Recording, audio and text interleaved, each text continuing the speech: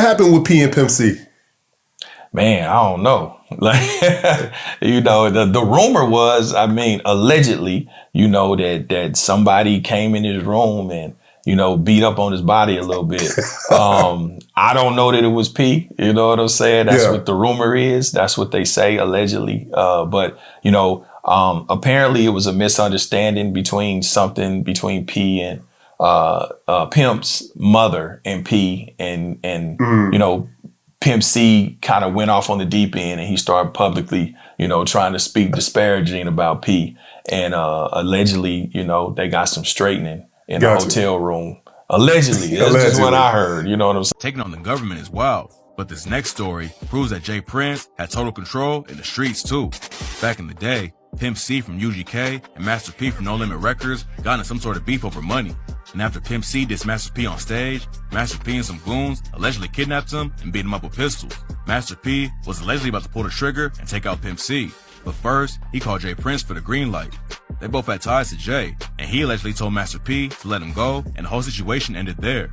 Master P is another massive figure in the rap game, so him calling Jay before doing anything shows how powerful he is. There's no real evidence to back the story up, but Pimp C allegedly confirmed it on the track I Know You Strapped when he rapped, "You weak, so you call Houston for the hit, but they didn't know that we got gangsta all over this so now you gotta deal with the king. Cause you done crossed me 3 times, we just can't let that go." Hit that plus sign and follow if you remember Pimp C versus Master P. In the beginning of Master P's career, Pimp C had wrote for his first album and Ghetto Dope. Upon P's success, Pimp C felt like P owed him money. Later, Master P then finds Pimp C in a hotel and proceeds to beat him, tie him up, and pistol whip him. A call was made to Jay Prince in order to save Pimp C, and a deal was made. Afterwards, Pimp C did a lot of diss tracks on P. And Master P had to stop doing shows in Texas at the time due to it being too dangerous. Pimp spoke to me about it, and this is just what he said to me. Now, I don't know what, you know, actually what happened, but what he said to me, he was just like, he just hit me up. You know, I ran. Did he call me or did I see him? I think he called me first. And he's like, yeah, man, P came in here and beat up on my body. You know, he beat up on, I was like, what? I didn't believe him. Yeah. Because I'm like, man, this don't sound right, you know, to a degree. And I could tell he was kind of getting agitated with me because once again, he might have caught me on one. Yeah. And it was like, no, I know it was him. And like I said, Pimp could get real animated about, man, I know it was him. He took off his mask, man, after he beat me, you know, and he said P had the gloves on and was going to work on him.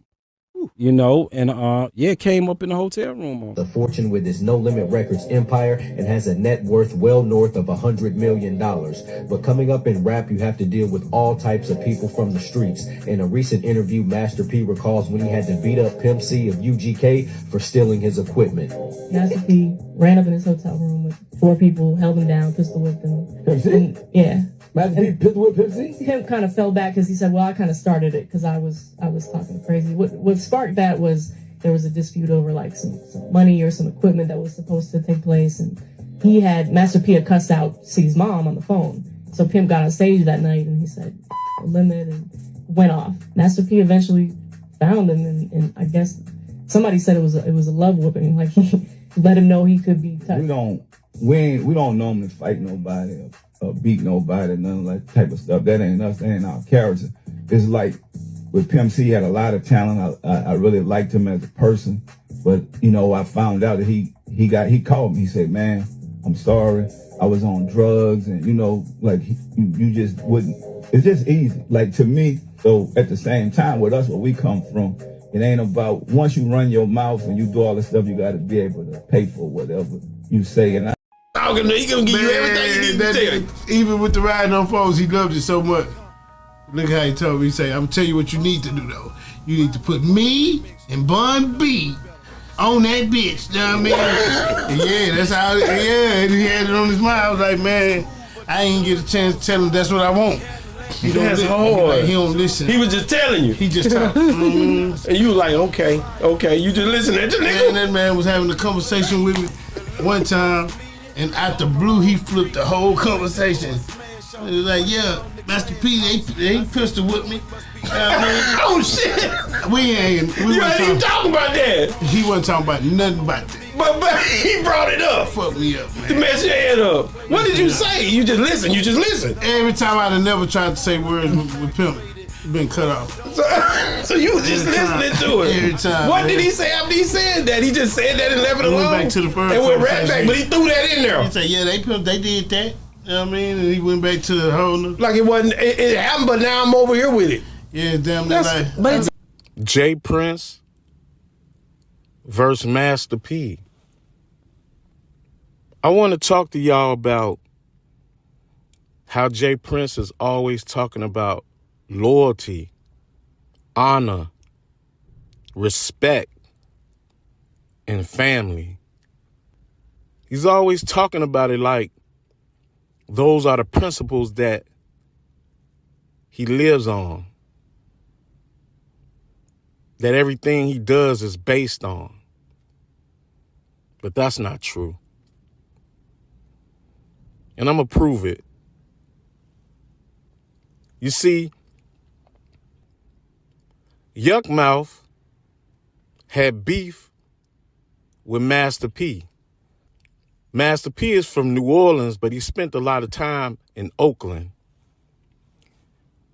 And Oakland is Yuck Mouth's hometown. Yuck Mouth always said that Master P stole his song Ice Cream Man. So they never got along. Not to mention, Pimp C had problems with Master P, and they weren't getting along. Master P pistol whipped Pimp C. Now, you would think if two rap-a-lot artists had beef with Master P, that J Prince would step up and protect his artists. I mean, Pimp C got pistol whipped. Yuck Mouth was having problems on the streets. But did J Prince protect them? Nah. You know what J Prince did? He invited Master P to rap a lot. No one was allowed to come into the building called the Compound, which was home base for Rap-A-Lot. And you know what happened after that? He did a song with Scarface. And after that, everything was all good. Now you see who is loyalty and respect and who he honored. It wasn't his artist. It was their enemy who he honored and respected and showed loyalty to. Just imagine how they felt. Because Scarface wouldn't do a song with Pimp C, and Scarface wouldn't do a song with Yuck Mouth, but he did a song with their enemies. Even when Yuck Mouth had beef with Too Short, Scarface did a song with Too Short, dissing Yuck Mouth. You see what kind of honor and respect you get when you sign to Rap-A-Lot? I know they don't like me. They be all on the internet talking about the pimp. Pimp rap like he writing nursery rhyme. Pimp this and pimp that. You know what though, bitch? Say you put your real motherfucking address and your phone number on that shit. You ain't said nothing, nigga. Hide behind them email address. You a I stay candy coated, never voted. The age 17 to the game I was quoted. Keep a whole bunch of guns on my team. Every car that I drive, candy sipping lean. I'm the representative. Keep it poppin'. Everywhere I go, I stay up and rockin'. I see you in the city, man, you lookin' funny. You talking like you got it, I ain't seeing the money. Every day in the city, ride one deep. When you see me coming down, smell sweet. Hold up. Pimp CPH, real nigga. Polo, fuck that heel figure. Like wood, nigga. Polo, fuck heel figure. If you're selling big cheese, keep pushing my nigga. Polo horses on my bed, fuck heel figure. bitch. I'm a pretty yellow nigga, keep my finger on the trigger.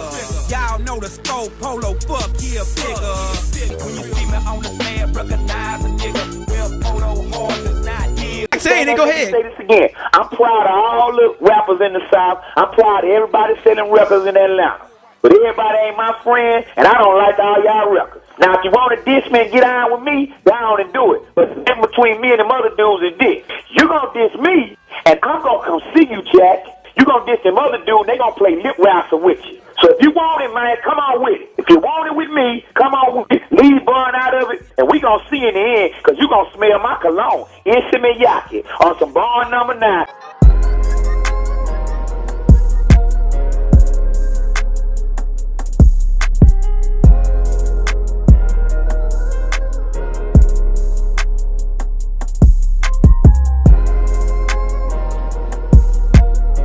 But Pimp C, why are you so mad? It just seemed like you real angry. You know why I'm mad? Let me tell you why I'm mad. I'm mad because everybody on these records lying.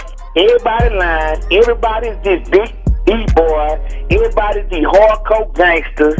Everybody gonna do this to each other when they see each other. And the truth be told, we too blessed and we having too much money in this rap game to be going to war with each other. Right. Okay. And the truth be told, don't nobody want to fight nobody in this rap game. Because 98% of these dudes is cowards. What's all that? Nigga, fuck cracking. Big B shit. You a bitch, nigga. Fuck you talking about? I'll beat your ass. Bitch ass nigga. Fuck you talking about? Boy, I got my shit on me, bitch. Bitch ass nigga. Look at you running. Look this bitch ass nigga running. Bitch, you saying that, what do you think needs to be done? This is what I think needs to be done, man. Come on, man. At the end of these records we listen to, we don't get nothing out of them no more, man. We don't get no social commentary. We ain't getting no kind of knowledge out these records. Everybody just talking about how many chains they got on and how much dope they sold.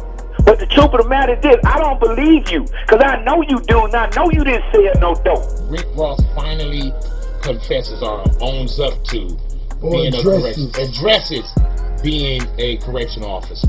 So our first chance to talk about this, was Rick Ross a CO? Was that created or is that a real picture? See, this is what we did, right? I got with BET and we doing a whole special on my life. We chronicling my life. You know, I made a few moves, you understand? And I feel like they was the best decisions for me to be here.